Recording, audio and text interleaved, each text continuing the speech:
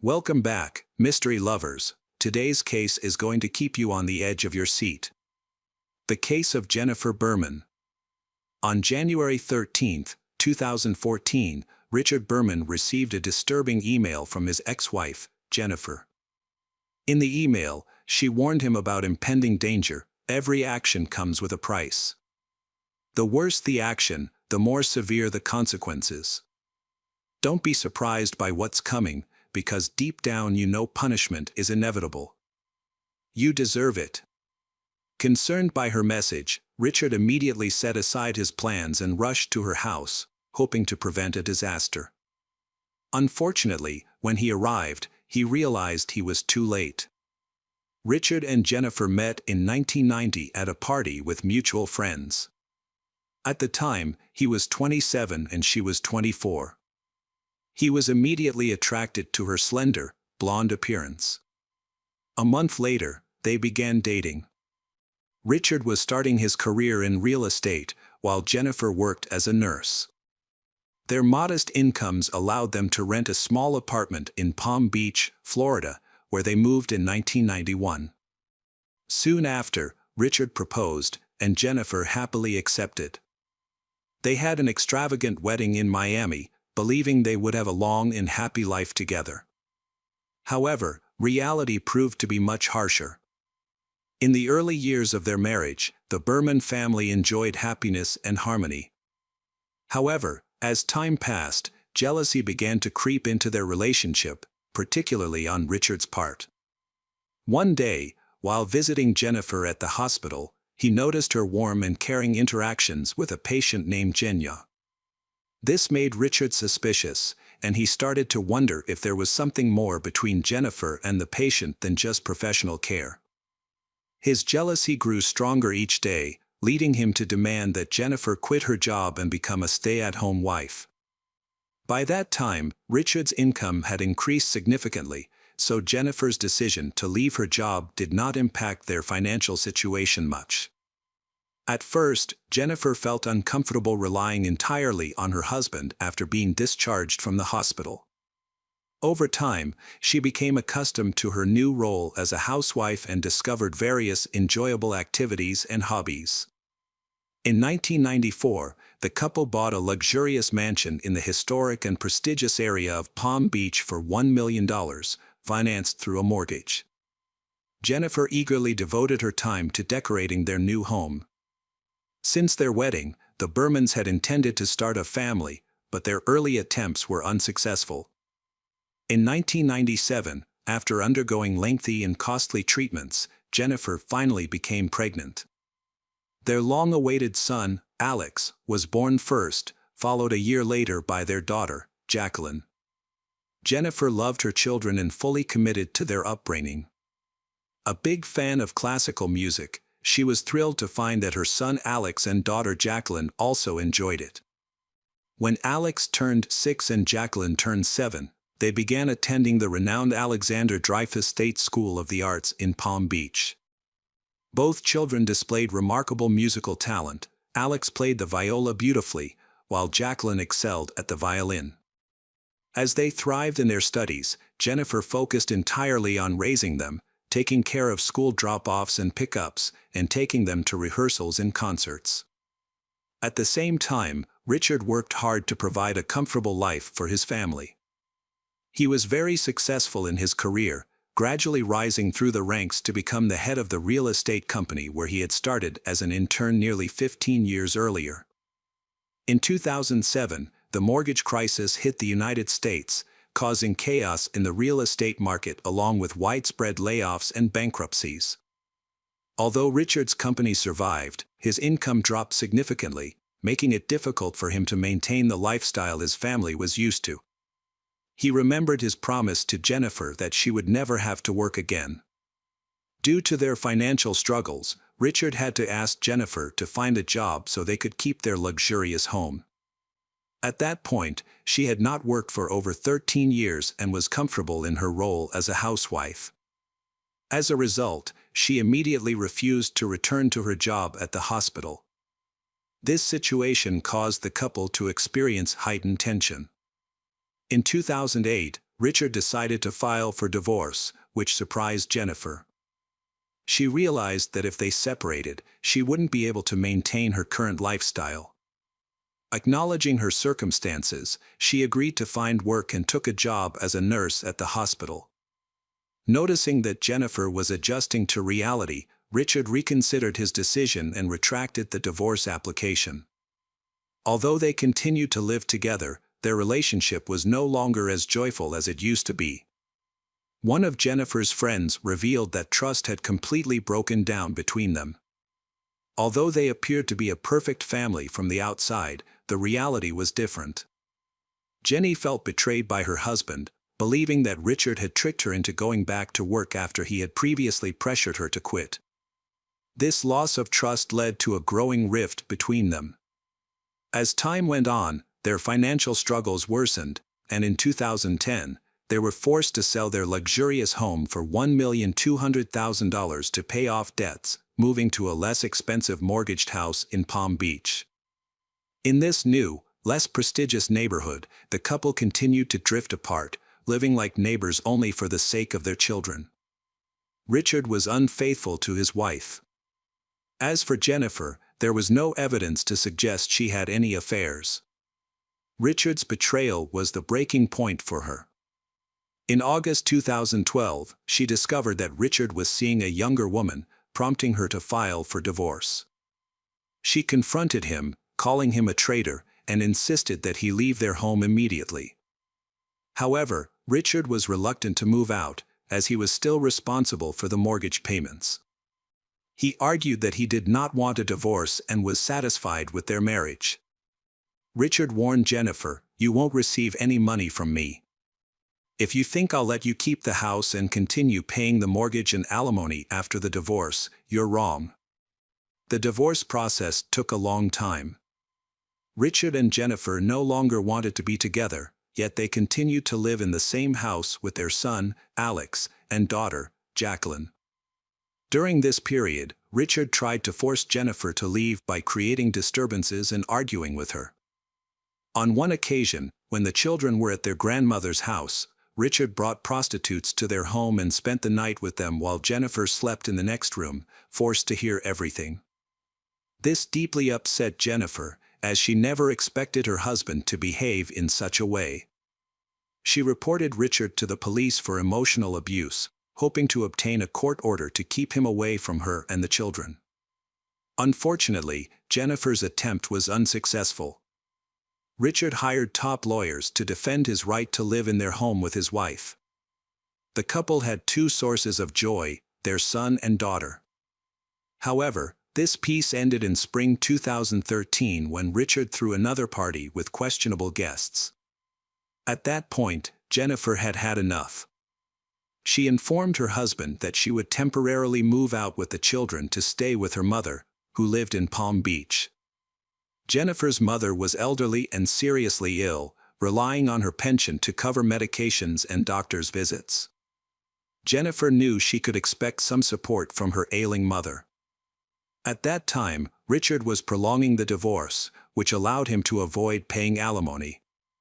Consequently, Jennifer had to bear all the costs for caring for Alex and Jacqueline. In April 2013, she pawned a valuable watch that had belonged to her late father. With the money from the watch, she bought clothes for her children and filled up her car with gas. In desperation, she decided to stop using her divorce lawyer because she could no longer afford it. Simultaneously, she filed a court petition asking Richard to provide financial support, but he refused to help. Jennifer continued to work as a nurse at the hospital, managing her responsibilities well. However, due to financial difficulties, she took on an additional night job caring for an elderly man. She was working nearly every day, often for 12 hours at a time. Unbeknownst to her, a major challenge was approaching. In September 2013, Jennifer's mother's health declined rapidly, and within a few days, she passed away. This loss plunged Jennifer into a deep depression, making it difficult for her to continue working. As a result, her debts began to accumulate uncontrollably. So the man was obliged to pay the minimum established amount of only $600 for each child. It is known that in addition to alimony, the father paid for Alex and Jacqueline's health insurance and also helped take care of Jennifer's bills. As for the Burns' common home, Richard, using his connections in the real estate sector, delayed the sale of the house in every possible way. Jennifer could have sped up the transaction, but for this, it was necessary to hire lawyers, for whom the woman simply did not have the money. Soon, Richard bought a new luxury house for $1.5 million and a new Bentley car. He registered both of these purchases in the name of his real estate agency. It's important to note that the father did not neglect his own children. He often bought them expensive gifts and took them to restaurants and various events. Perhaps he hoped to convince Alex and Jacqueline to move into his new house by showing them a more comfortable lifestyle. The conflict between the former spouses was imbalanced. Jennifer earned only about $600 a month, which she used to pay for an elite art school for her children and to buy food, leaving her with almost no money for herself. She continued to live with her son and daughter in her late mother's house. Soon, Jennifer faced another unpleasant surprise. She discovered that her late mother's house was collateral for a loan taken out by her mother for medical treatment during her battle for life. This information was disclosed by the elderly woman to her daughter. In December 2013, Jennifer received a letter from the bank stating that she would have to vacate the house in February 2014, as it was being repossessed to settle the loan. These developments filled Jennifer with unsettling thoughts. By the end of 2013, she, along with Alex and Jacqueline, moved from her mother's house to their old, empty home, where the Berman family once lived happily together. A few days before the new year, Jennifer spoke with her friend about feeling exhausted and questioning her will to live. Concerned, her friend urged her to see a psychiatrist right away. Following this advice, Jennifer consulted a doctor who suggested she undergo several psychotherapy sessions. However, she lacked both the money and the time for that option. As a result, her treatment was limited to antidepressants, which unfortunately did not help improve her mental and emotional well-being. The final breaking point for Jennifer came when Alex and Jacqueline expressed their desire for a better life, stating they wanted to move in with their father right after New Year's 2014. In early January, she gathered all her money to buy a hunting rifle, a silencer, and ammunition. On the night of January 12th to 13th, after Alex and Jacqueline fell asleep, Jennifer entered her son's room and then her daughter's room with the weapon. She then sent a message to her ex-husband saying, "You deserve it," before pulling the trigger. After reading the message, Richard waited a few hours before calling Jennifer, but she didn't answer. He quickly got ready, jumped in his car, and drove to see his ex-wife. It was around 8 a.m. when he called 911, but despite the dispatcher urging him to wait for the police, he went inside. What he found was horrifying. Richard went to Alex's bedroom, where he heard the alarm clock ringing, but his son lay still in bed. As he approached, he noticed blood coming from Alex's ear. Richard was in disbelief at what he saw. He then found his daughter Jacqueline in her bedroom. She was also lying on the bed, with a gunshot wound to the head. Her face was severely disfigured. Jennifer was lying in the kitchen. There were blood stains on the wall and a gun next to her. On the round glass table were 2 empty bottles of wine. Richard also found a letter written by his ex-wife, "My condolences to those who loved us and are currently suffering." A similar message had been emailed by Jennifer to her cousin, with whom she was very close. The woman wrote that she no longer had the strength to face the difficulties of life and intended to commit suicide and take her son and daughter with her. Police officers who arrived at the scene confirmed Richard's fears. All 3 were dead at the time of their deaths. Alex was 16, Jacqueline was 15, and their mother was 48. While reviewing court documents regarding the divorce proceedings, the police discovered that Jennifer had repeatedly complained about her husband leaving her without a livelihood. She complained that she had to sell her personal belongings to buy food. In addition, in the deceased's statement, it was reported that during the divorce proceedings, her husband Richard, when they lived under the same roof, bought food and personal items and hid them in his room so that his wife and children could not use them. She admitted that her husband even hid toilet paper. Living separately from her husband, Jennifer's monthly expenses amounted to about $4,500, while the woman's income was only half that amount, so her debt increased every month. It is known that while the divorce was going on, Richard did not pay the mortgage on their family home. After the divorce, Jennifer planned to sell their home for $590,000, but the property was mortgaged.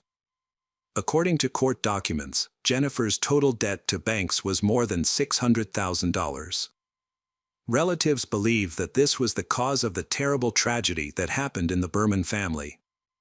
A cousin who wished to remain anonymous said that his sister had had negative thoughts before. According to her brother, Jennifer just convinced herself that she could not face the difficulties in life and gave up. She had no intention of revenge. She believed that the armed forces did the right thing. She simply did not see the future. This madness was commented on by Jennifer's cousin. Neighbors of the Berman family said that Jennifer and Richard were both good parents. They rarely argued. However, when it came to divorce, there was a lot of friction between them. There were indeed quarrels and scandals.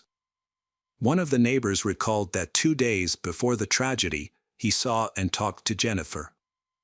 She was sad and depressed. There was something strange about her face. She did not seem like herself. Her eyes were empty. Jennifer had offered the neighbor to buy their house at a low price. She wanted money as soon as possible to pay off her debts. At the end of the conversation, the woman said, "I'm ready for a new world." The neighbor left Jennifer after he told his wife about the strange conversation and expressed his fears, but his wife said they shouldn't interfere in someone else's family. Richard lost both his son and daughter. According to some sources, the man turned to alcohol for a while but later recovered. In an interview, Richard admitted, "All of this was terrible and monstrous. Jenny had been a good wife and mother, but the divorce robbed her of her reason. Wanting revenge on me, she attacked the most precious thing I had. It was the most selfish and terrible crime you can imagine." In 2015, Richard Berman unexpectedly found several $1,000,000, which he used to set up a fund to help talented students at the Dreyfus School of Art, where his children attended. The fund still exists. Richard Berman is now 60 years old. He is a married man who still lives in his luxury home and runs a real estate company in Palm Beach.